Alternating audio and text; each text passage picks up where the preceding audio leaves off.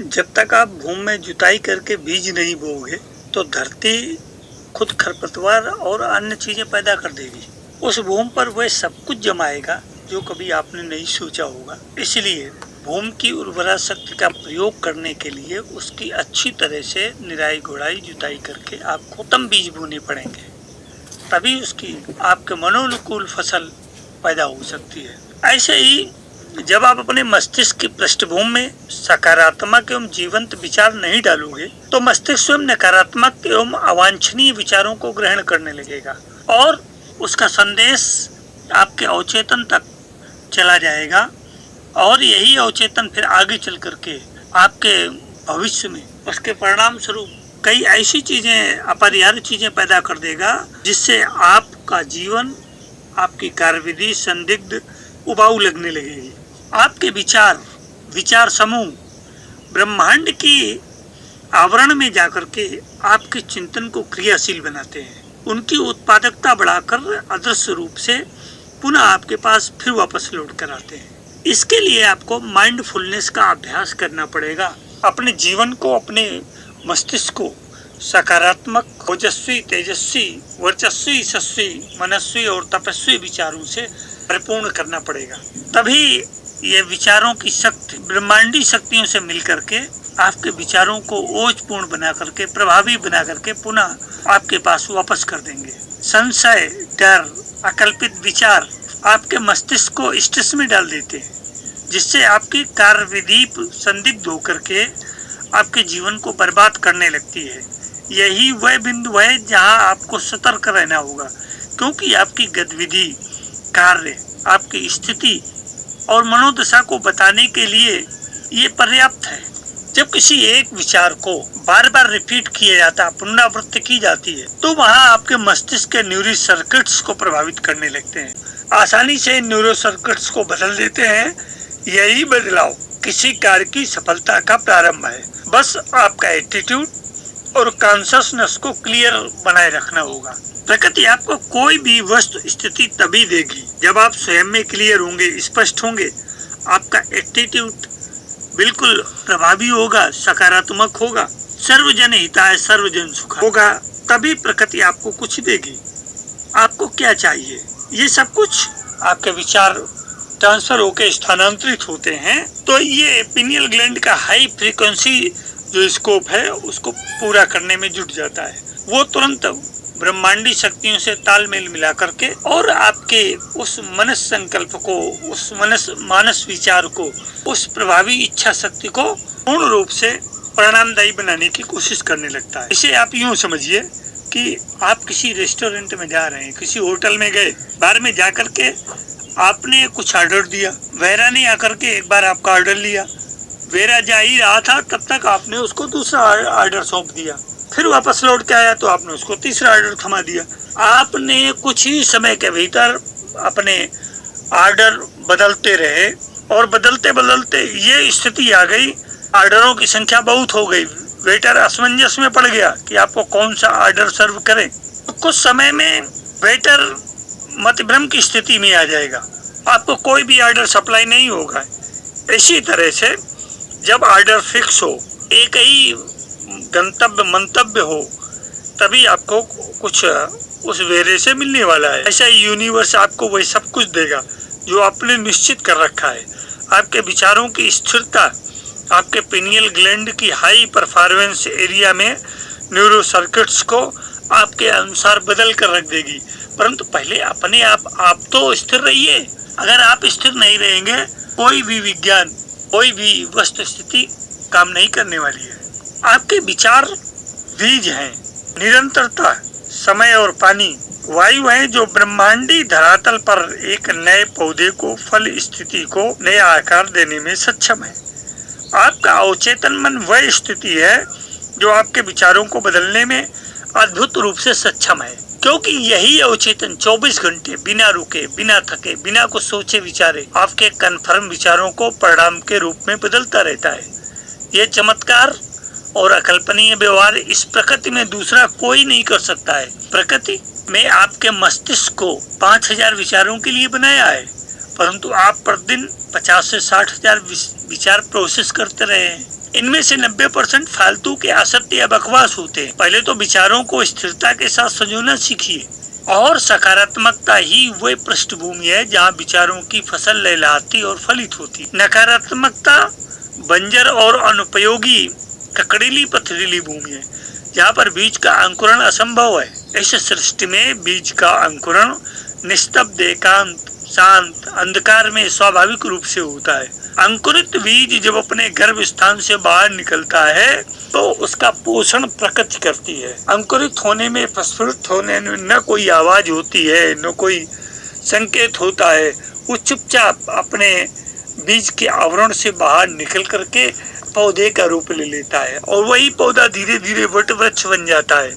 अंकुरित बीज जब अपने गर्भ स्थान से बाहर निकलता है तो उसका पोषण प्रकृति करती है। अंकुरण से लेकर के पौधा बनने की प्रक्रिया गुप्त रीत से चलती रही है। एक विशाल वृक्ष बीज से बाहर आकर आकार लेता रहा, किसी को इसकी आहट तक नहीं मिली। यही रीत मनुष्य और अन्य प्रकृतिस्थ जीवधारियों कर्म और गुणों पर भी प्रभावी है। कर्म फल बीज के रूप में समय आने पर प्रस्फुटित होता है। ये अवचेतन की समयबद्ध प्रक्रिया है। अब यहाँ आप प्रश्न कर सकते हैं कि अवचेतन मन क्या है, इसका रहस्य क्या है? अवचेतन मन वह है जो आपको जीवित रखने के लिए शरीर की भीतरी क्रियाओं को संचालित करता है और आपके बार बार सोचे हुए विचारों को दर्ज कर उन्हें हकीकत में बदलता है। अवचेतन मन की शक्तियों को कुछ लोग बढ़ा चढ़ाकर इन्हें जादुई करार देने का नाम देते हैं। अवचेतन मन रहता कहाँ है? वो मन जो सपने देख रहा है वो अवचेतन मन है। इसे अर्धचेतन मन भी कहते हैं। गहरी सुषुप्ति अवस्था में भी ये मन जागृत रहता है। विज्ञान के अनुसार जागृत मस्तिष्क के परे मस्तिष्क का हिस्सा अवचेतन मन होता है। इसका उदाहरण है भय, विश्वास, इच्छाएं, संशय, सकारात्मक और नकारात्मक विचार और यादें शामिल हैं जिनके बारे में आप नहीं जानते होंगे, लेकिन इनमें से कुछ को थेरेपी जैसे कुछ कामों में एक्सेस किया जा सकता है। ये काम क्या करता है? ये मन की स्वस्थ एवं अस्वस्थ क्रियाओं पर प्रभाव डालता है। अवचेतन मन एक शक्तिशाली शक्ति है जिसके ये आपके मस्तिष्क की शक्ति का लगभग 90% भाग है और ये खाने और सांस लेने से लेकर के पचाने, यादें बनाने, आपके शरीर को ठीक से काम करने के लिए आवश्यक चीज को संभालता है। ये मन शक्तिशाली क्यों है? एक भी प्रश्न हो सकता है।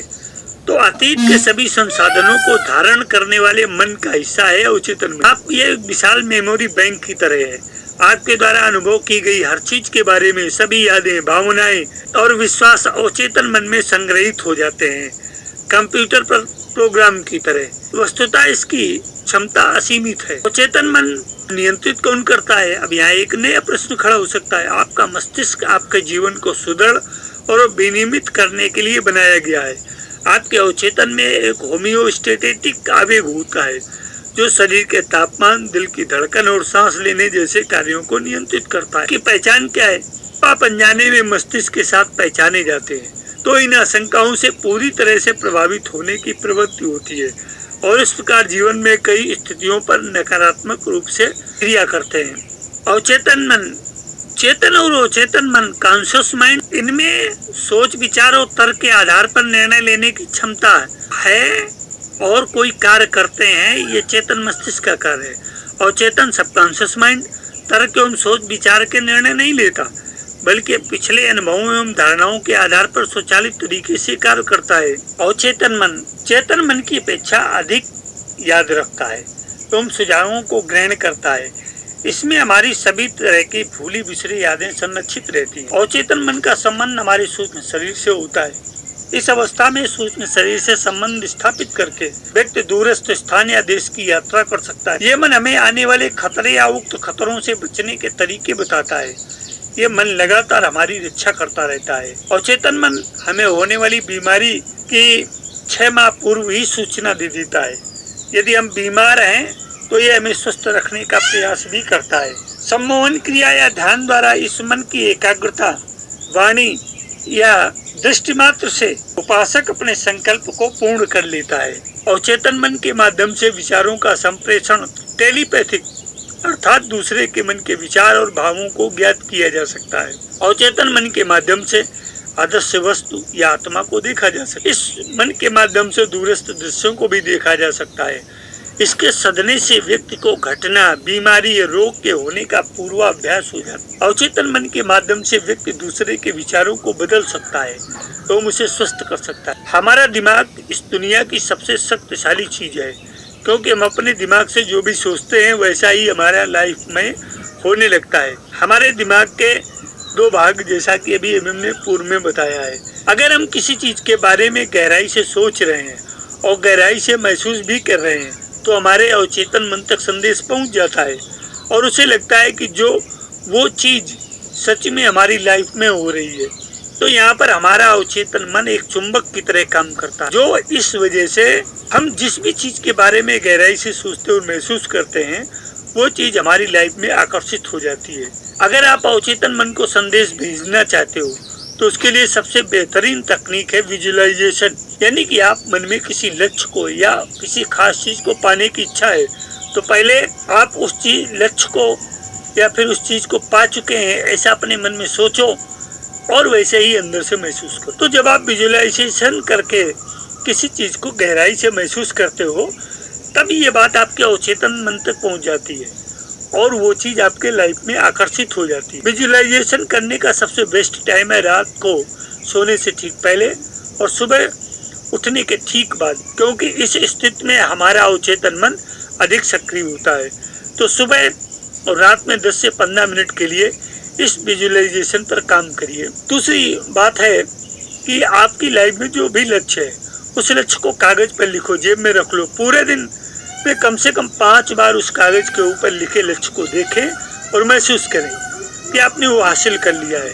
लाइफ को कल्पना करके उस सिचुएशन को गहराई से महसूस करें। ऐसा आप जब लगातार कई दिनों तक करोगे तो आदत लग जाएगी और आप अपने लक्ष्य से भटकोगे नहीं और चेतन मन को संदेश निश्चित तरह से भेज पाओगे। विजन बोर्ड तैयार करना, आपके जो भी सपने हैं या जिस चीज को आप अपनी जिंदगी में पाना चाहते हो उन सब की आप तस्वीर या फिर इमेजेस लो और उसे कार्ड शीट पर चिपका दो। जैसे कि मान लो आपका सपना आईएएस बनने का है तो आप लाल बत्ती वाली गाड़ी की इमेज उस कार्ड शीट पर चिपका सकते हो, या फिर अपना किसी लक्ष्य को पाने के बारे में खुद पॉजिटिव एफर्मेशन देते हो तो उस लक्ष्य या चीज को पाने की स्थिति को गहराई से महसूस भी करते हो। ये बात आपके अवचेतन मन में चली जाती है और इस तरह से भी आप अवचेतन मन को संदेश भेज सकते हैं। मान लो आपका सपना अमीर बनना है, आप खुद को इस तरह के अफर्मेशन दे सकते हैं कि मेरे पास बहुत ज्यादा पैसा आ रहा है, मैं अपनी मनपसंद लाइफ स्टाइल जी पा रहा हूँ, मैं अपनी खुद को और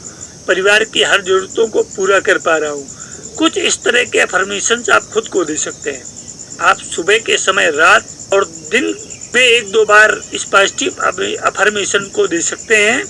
बोलने के साथ गहराई से महसूस भी करना। तो चेतन मन को गहराई से समझें, अपने विचार को स्वीकार करना सीखें, सही समय पर विचार दें, कल्पना शक्ति का प्रयोग करें और स्वयं से बात करें। हम जिस ईश्वर की पवित्रता में हैं उनकी सर्व शक्तियाँ हमारी हैं, बस हम सब अवस्था में हैं या फिर हमारी शक्तियाँ अपनी दूसरों से भिन्न है। आप ये समझिए कि हेलन केलर जो अपंग होने के बावजूद भी एवरेस्ट पर चढ़ गया, कैसे? उत्तर है अनभिज्ञता, मन को अपने बस में करके। 6 सालों पहले कैसे कहीं एक सच्ची घटना पड़ी थी कि एक बच्चा जो न जाने एक स्थान पर खाने वाले ट्रक के नीचे आ गया था, उसकी माँ ने मदद के लिए बहुत आवाज दी, जैसा कोई पास नहीं था। उस मामूली सी महिला ने अकेले ट्रक को उठाया और अपने बच्चे को निकाल लिया। कैसे? अवचेतन की शक्ति के बल से। इतना पता चला था कि उसका बच्चा जीवित रहेगा। माँ की ममता जो बच्चे के अंदर, बच्चे के लिए अनभिज्ञ मन में दबी रहती है, देर से जाग गई।